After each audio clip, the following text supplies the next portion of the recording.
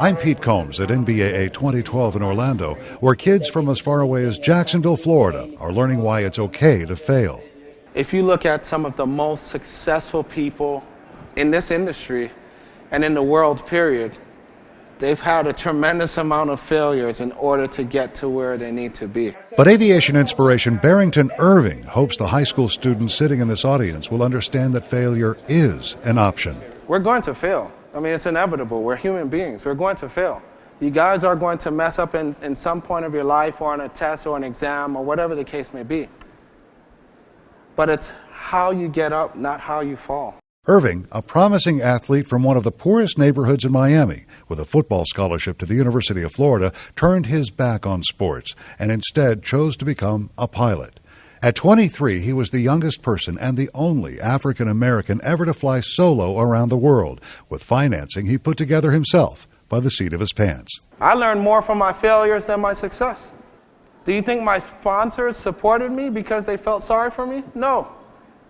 Who cares if you only have one parent or no parents? Who cares if you grew up in a tough neighborhood? It's up to you. You have to want it.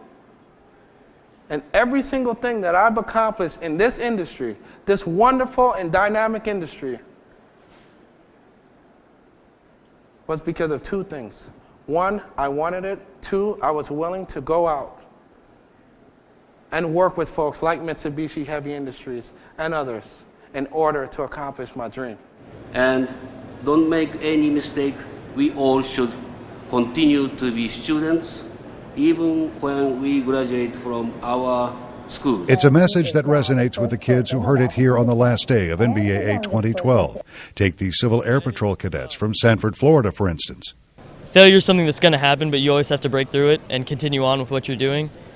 It's something that you have to accept once it happens and then get up and keep going. What is your takeaway from all of that?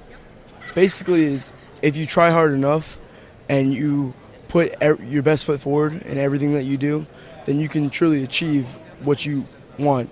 But you've got to try and you've got to keep on going when adversity comes in, you know.